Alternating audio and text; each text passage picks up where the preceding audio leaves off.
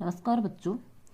अपना अगला अध्याय है अध्याय 16 ममता जयशंकर प्रसाद। पाठ का नाम है ममता, कहानी है ये और जयशंकर प्रसाद द्वारा रचित है। जयशंकर प्रसाद का जीवन परिचय देखते हैं। इनका जन्म हुआ सन 1889 ईस्वी में और मृत्यु हुई सन 1937 ईस्वी में। बहुमुखी प्रतिभा के धनी जयशंकर प्रसाद का जन्म वाराणसी के एक प्रतिष्ठित परिवार में हुआ था, मतलब संपन्न परिवार में हुआ था।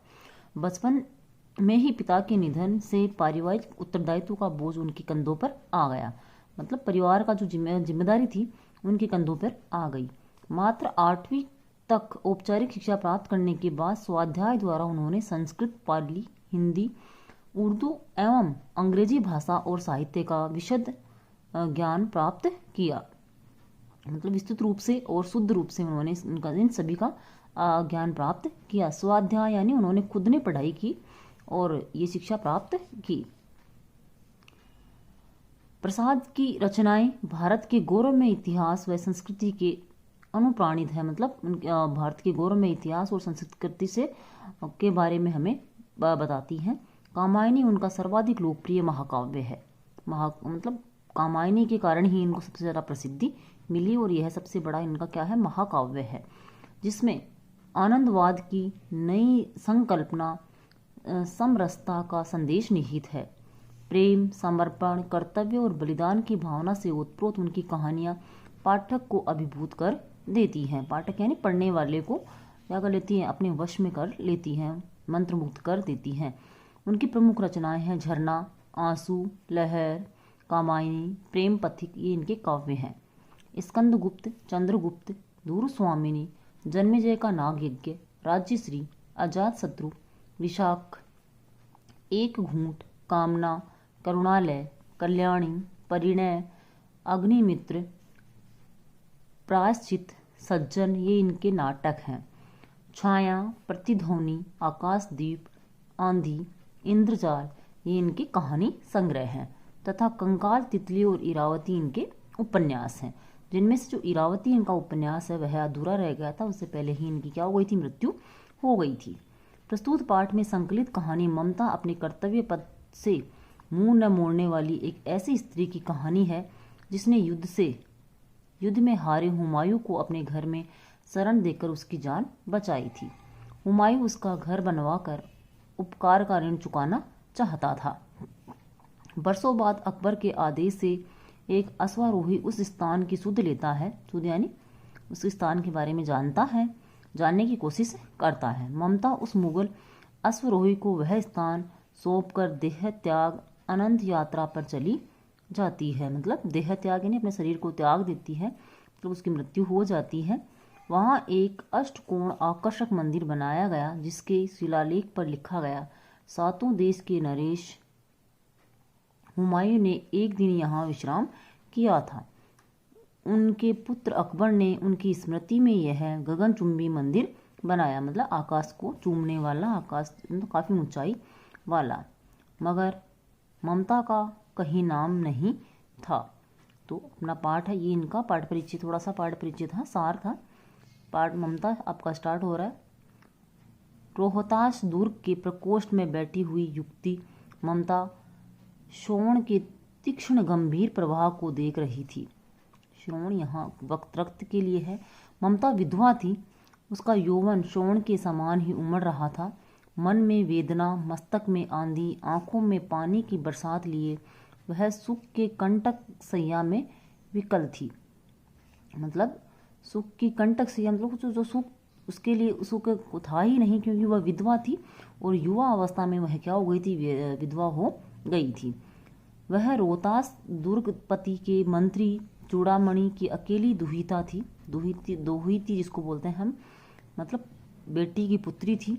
फिर उसके लिए कुछ अभाव होना असंभव था, मतलब कोई कमी उसके पास नहीं थी, परंतु वह विधवा थी। हिंदू विधवा संसार में सबसे तुच्छ निराश्रयी प्राणी है, मतलब सबसे छोटा और जिसका कोई सहारा ना हो ऐसा प्राणी है। तब उसकी विडंबना का कहाँ अंत था, मतलब उसके दुर्भाग्य का अंत कहाँ तक कहा जाए, इससे बड़ा उसके लिए और कोई दुर्भाग्य नहीं था। चूड़ामणि ने चुपचाप उसके प्रकोष्ठ में प्रवेश किया। प्रकोष्ठ यानी जो स्थान था, उस स्थान पर उन्होंने श्रवण की प्रवाह में उसके कलनाद में अपना जीवन मिलाने में वह बेसुध थी। जो नदी के लिए किसी चीज़ झरने के लिए है या उसके लिए है, वह उसका जो बह रहा था, झरना था या नदी थी, उसके आवाज़ में वह बिल्कुल लीन थी। उसे कोई शुद्ध होश नहीं था। पिता का आना न जान सकी। चूड़ामणि व्यथित हो उठे। तो यहाँ चूड़ामणि कौन है? ममता के पिता। इस नए पालिता पुत्री के लिए क्या करे यह स्थिर न कर सकते थे। मतलब यह बात वह समझ नहीं पाते थे। लौटकर बाहर चले गए। ऐसा प्राय होता, पर आज मंत्री के मन में बड़ी दुश्चिंता थी। पैर सीधे न पड़ते थे। दुश्चिंता यानी बुरी चिंताएं थी। एक पहर बीत जाने पर वे फिर ममता के पास आए। मतलब पहर 3 घंटे का होता है, तो 12 मतलब 3 चौक 12, 4 पहर हुआ करते हैं। उस समय उनके पीछे 10 सेवक चांदी के बड़े थालों में कुछ लिए हुए खड़े थे। कितने ही मनुष्यों के पद शब्द सुन ममता ने घूमकर देखा। मंत्री ने सब थालों को रखने का संकेत किया। अनुचर थाल रखकर चले गए। अनुचर यानी जो सेवक थे वह। ममता ने पूछा, यह क्या है पिताजी? तेरे लिए बेटी उपहार है, कहकर चूड़ामणि ने उसका आवरण उलट दिया। मतलब जो जिससे ढके हुए थे उनको हटा दिया। स्वर्ण का पीलापन उस सुनहली संध्या में विकीर्ण होने लगा, मतलब परिवर्तित होने लगा। ममता चौंक उठी। इतना स्वर्ण यह कहाँ से आया? चुप रहो ममता, यह तुम्हारे लिए है। तो क्या आपने मलेच्छ को उत्कोच स्वीकार कर लिया? मलेच्छ यहाँ मुगलों के लिए है पिताजी। यह अनर्थ है, अर्थ नहीं। मतलब यह गलत बात है, सही बात नहीं है।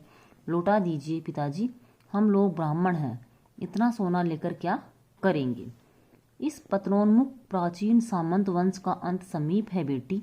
पतनोन्मुख यानी पतन की ओर उन्मुख। किसी भी दिन शेरशाह रोहितासु पर अधिकार कर सकता है। उस दिन मंत्रित्व न रहेगा तब के लिए बेटी। मतलब पहले की ही वह व्यवस्था कर रही है। हे भगवान, तब के लिए, विपद के लिए, मतलब विपत्ति के लिए पहले आप धन इकट्ठा कर रहे हैं। इतना आयोजन, मतलब इतना प्रयास कर रहे हैं परम पिता की इच्छा के विरुद्ध। इतना साहस पिताजी, क्या भीख न मिलेगी? क्या कोई हिंदू भूपृष्ठ पर न बचा रह जाएगा जो ब्राह्मण को 2 मुट्ठी अन्न दे सके? यह असंभव है। फेर दीजिए पिताजी, मैं कांप रही हूँ। इसकी चमक आंखों को अंधा कर बना रही है। मतलब जो उन्होंने रिश्वत के रूप में, जो वर्तमान समय में रिश्वत बोल सकते हैं हम इसको, रिश्वत के रूप में जो पैसे लिए थे मुगलों से, वह पैसे ममता वापस लौटाने के लिए कह रही है, क्योंकि वह गलत तरीके से कमाया हुआ धन था। मूर्ख, कहकर चूड़ामणि चले गए। दूसरे दिन वह डोलियों का तांता भीतर आ रहा था। ब्राह्मण मंत्री चूड़ामण का हृदय धक धक करने लगा। वह अपने को रोक न सका। उसने जाकर रोहतासु दुर्ग के तोरण पर डोलियों का आवरण खुलवाना चाहा। पठानों ने कहा, यह महिलाओं का अपमान करना है। डोलियाँ जो दुल्हन की, पुराने समय में जो दुल्हन को ले जाने वाली डोलियाँ होती थी, उनमें कोई आ रहे थे। बात बढ़ गई, तलवारें खींची, ब्राह्मण वहीं मारा गया और राजा रानी और कोस सब छली शेरशाह के हाथ पड़े। निकल गई ममता। मतलब ममता वहाँ से निकल गई। जो डोलियों में थे सैनिक थे, और उन सैनिकों के बीच क्या हुई, युद्ध हुआ और ब्राह्मण जो था वह मारा गया। डोली में भरे हुए पठान सैनिक दुर्ग भर में फैल गए, पर ममता न मिली। काशी के उत्तर धर्मचक्र विहार मौर्य और गुप्त सम्राटों की कीर्ति का खंडर था। भग्न चूड़ा, तृण गुल्मों से ढके हुए प्राचीर, मतलब दीवारें ऊंची ऊंची तिनकों से ढकी हुई थी। ईंटों की ढेर से बिखरी हुई भारतीय शिल्प की विभूति ग्रीष्म की चंद्रिका में अपने को शीतल कर रही थी। वहाँ जो जिस जगह पे खंडर में वह गई, वहाँ का दृश्य बता रहे हैं, जहाँ 5 वर्षीय भिक्षु गौतम का उपदेश ग्रहण करने के लिए पहले मिले थे। उसी स्तूप के भग्नावशेष की मलिन छाया में एक झोपड़ी के दीपालोक में एक स्त्री पाठ कर रही थी। अनन्यश्चिन्तुमा ये जना पर्युपास्ते।